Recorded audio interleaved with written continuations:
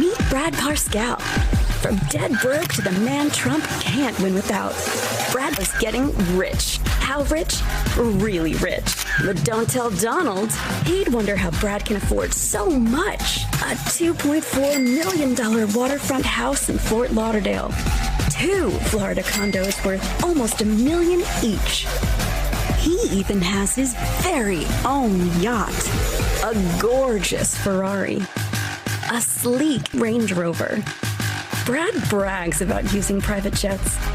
Oh my, Brad's a star. And why not? Brad's worth every dollar.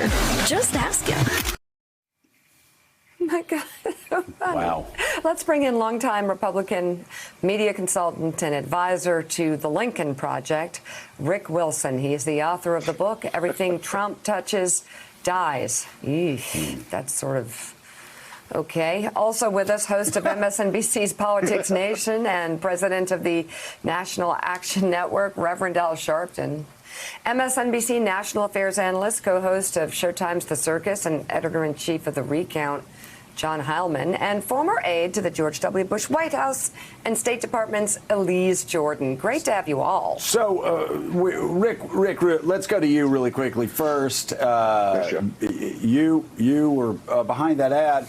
And yes, it's going to obviously Donald Trump doesn't like the fact that Brad's been making so much money off of him, reportedly threatened to sue him earlier. At the same time, you know, Brad's he's not holding a really good hand. Donald Trump's conspiracy theories that he's spewing out every day, going after Barack Obama every day, it's hurting him with the black voters. Even yesterday, he attacked Michigan again, said he was going to cut funding for Michigan again for doing the same exact thing that Republican states like Georgia, West Virginia, Nebraska, Texas even, for people over 65 are doing. It's what Ronna McDaniel was doing at the RNC.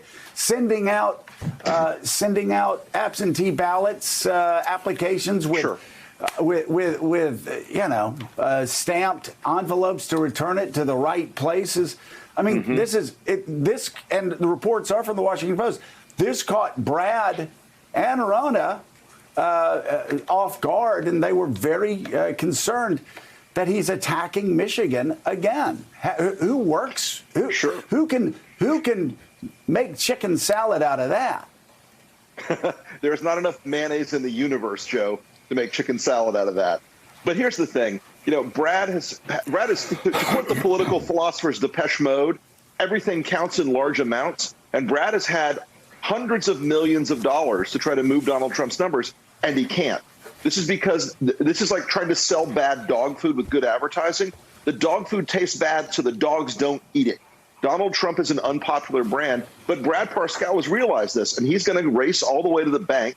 He's going to cash out of this thing. He doesn't care win or lose what happens with Donald Trump. He's doing very well for himself. You know, we just found out that a couple of days ago, not only is Brad cashing in on the campaign and on this money that all these hardworking Americans are sending to Donald Trump because they think he's going to use it to get reelected, but Brad is also cashing in on getting PPP payments for his companies. You know, the struggling Parscale enterprises who are raking in tens of millions of dollars from Donald Trump did not need additional millions of dollars from taxpayers, at least in my opinion. Yeah, and John Heilman, as disturbing as it may be to Donald Trump that Brad is making all of this money off of him, I would be far more disturbed if I were a candidate that hundreds of millions of dollars were being spent, record amounts of money being spent for online advertising to influence voters.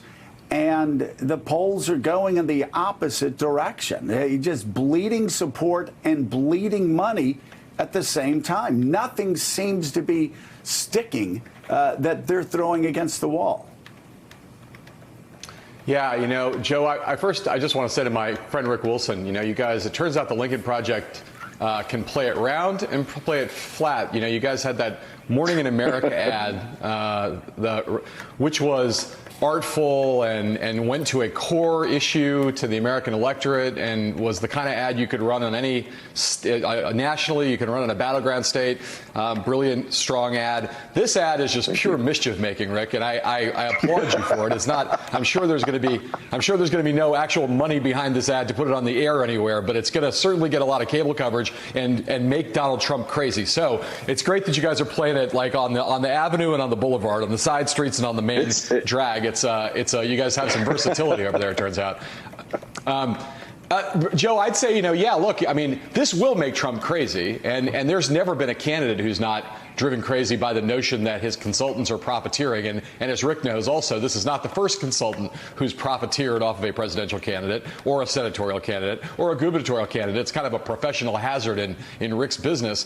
But Donald Trump is particularly acutely neurotic about it, and he hates this thing. I know we talked about it last hour, but hates the idea of people making money off his name. So I imagine there's going to be a fair number of small explosions or large explosions going off in the West Wing and maybe in Michigan today when Donald Trump gets there. But you're right. I mean, the key issue is, Donald Trump's got no one but himself to blame for the fact that his campaign is spending all this money on digital advertising and on other kinds of advertising, and it's not moving the needle. It's not moving the needle because it is impossible, to Rick's point about dogs and dog food. Donald Trump is a tough candidate to sell, and his record is bad, and that is not good. Even if Brad Parscale was a straight shooter and a genius, neither of which he is, if he was, he still couldn't move Donald Trump's numbers because the reality is just so hard for him. Thanks for checking out MSNBC on YouTube, and make sure you subscribe to stay up to date on the day's biggest stories. And you can click on any of the videos around us to watch more from Morning Joe and MSNBC. Thanks so much for watching.